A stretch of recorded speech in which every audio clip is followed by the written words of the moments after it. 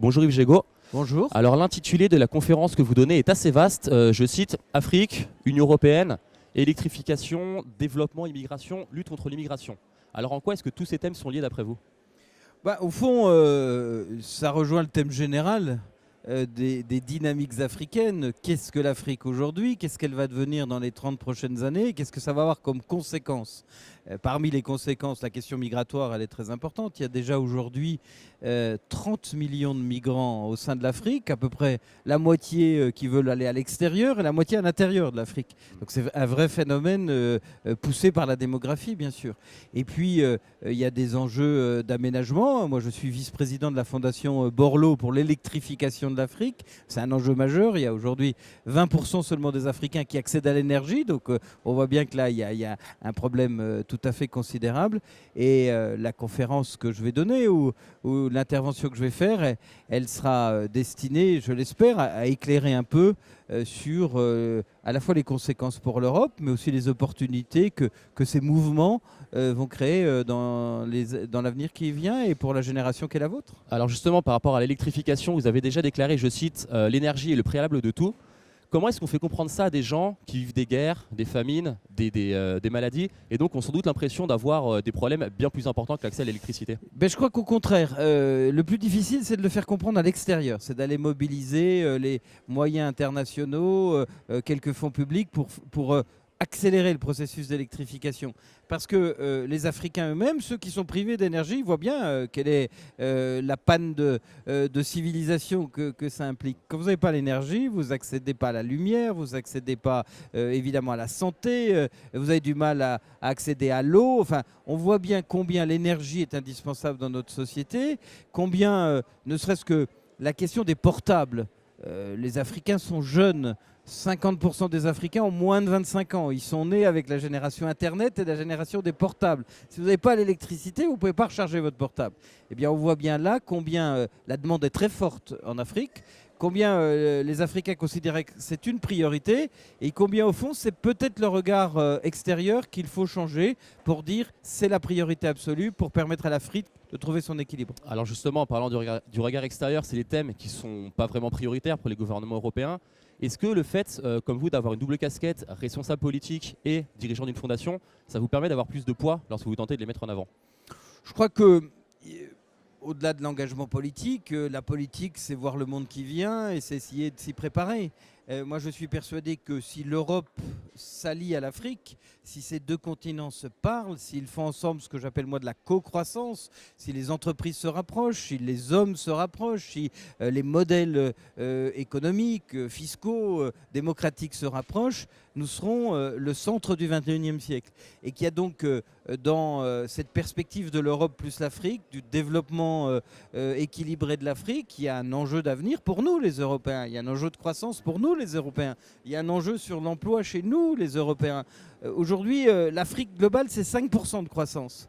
On sait que si l'Afrique accédait à l'énergie un peu plus rapidement que cela ne se fera, c'est-à-dire si on montait de 20% d'accès à l'énergie à 80% d'accès à l'énergie, on peut le faire avec un peu de bonne volonté en 5-7 ans. Si on arrivait à ça, la croissance africaine passerait de 5 à 10%. Et si la croissance africaine était à 10%, la croissance européenne, sans qu'on fasse rien de spécifique, augmenterait d'1,5 point.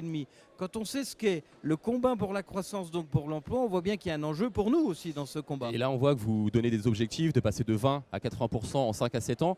Est-ce que depuis que la fondation a été lancée, les objectifs que vous étiez fixés pour l'instant avancent à la vitesse que vous souhaitiez? Ou alors est-ce que les interlocuteurs sont moins réticents que prévu? L'idée de Jean-Louis Borloo, c'est pas de faire à la place des Africains. C'est de fédérer les 54 États d'Afrique autour d'une agence pour l'électrification qui fasse de ce sujet une priorité et qui aille chercher les moyens qui existent déjà, qui existent en Europe, qui existent chez les donateurs internationaux qui veulent aider l'Afrique, pour dire il faut faire de la globalisation. Il faut travailler ensemble, il faut aller plus vite, il faut booster le système. C'est ça son objectif. Il est en train de réussir puisque à la fin de l'année dernière, tous les chefs d'État africains ont pris la décision de créer cette agence. Ils ont désigné l'un d'entre eux pour que cette agence puisse voir le jour. Et c'est cette agence qui sera l'acteur. Donc pour l'instant, nous sommes dans la phase de mise en route de l'outil. l'agence. J'espère que ce sera fait dans les mois qui viennent. Et après, l'agence, à mon avis, en 7 ans, si elle va mobiliser le financement international, doit pouvoir faire des progrès considérables à l'électrification. Parce qu'il y a aussi derrière ça la capacité de l'Afrique à devenir un des leaders mondiaux de l'énergie nouvelle, de l'énergie renouvelable, et qu'au fond, il y a plein de sociétés en France, en Europe, dans le monde qui se disent on investirait bien dans ce secteur en Afrique.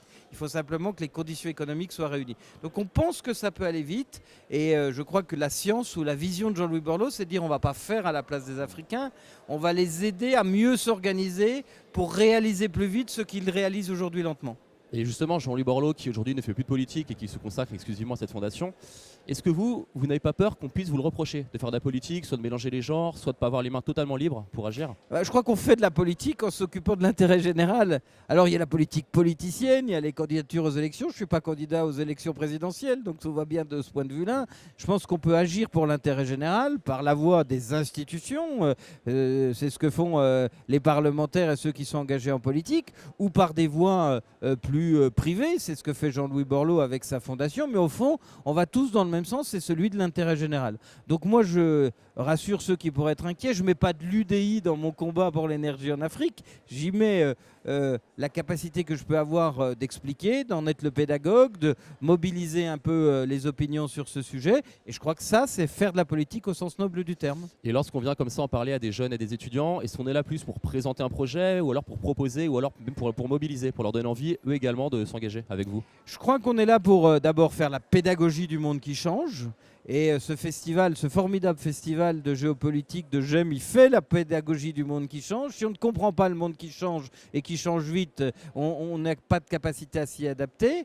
Et puis évidemment, pour dire, il y a de formidables opportunités. Ce sont des nouvelles frontières de réalisation personnelle, collective. Et au fond, la jeunesse d'Europe et la jeunesse d'Afrique, ils ont les mêmes rêves. Il faudrait qu'ils arrivent à les partager, ces rêves.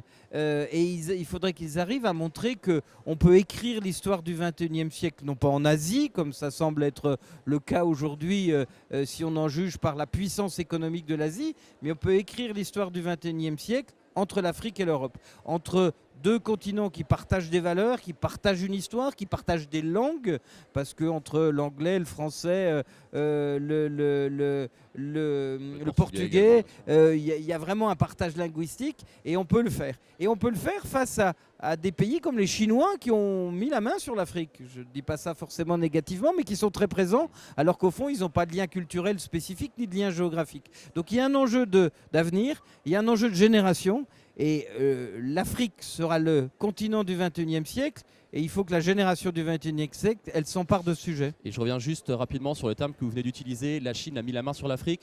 On sait que parfois les initiatives françaises en Afrique sont vues d'un mauvais œil par une partie de la population qui voit ça comme une forme d'ingérence, voire de néocolonialisme. Avec vous, est-ce que vous avez l'impression? Je crois qu'il y a ce risque. Notre histoire est douloureuse, que l'histoire a laissé des traces, que la façon dont les pays coloniaux sont partis n'a pas toujours été douce, et qu'effectivement ça existe. Je crois aussi que la génération qui vient, que ces 50% d'Africains qui ont moins de 24 ans, ils n'ont pas connu cette réalité-là, et qui partagent avec nous beaucoup de choses, notamment grâce à l'Internet, grâce à l'accès. Il faut savoir qu'il y a 650 millions de téléphones portables et de smartphones en Afrique, qui permet à la jeunesse d'avoir une vitrine ouverte sur le monde européen et sur ce que nous sommes. Et au fond, je pense que les raisons de coopération, de culture partagée, de liens sont infiniment plus fortes que les relents du passé qui laissent des traces mais qui doivent être surmontés. Plus on avance dans le temps, plus c'est de l'histoire ancienne et plus il faut écrire l'histoire de demain. Très bien. Merci beaucoup Yves Jégo. Merci de votre invitation. C'est une très bonne conférence.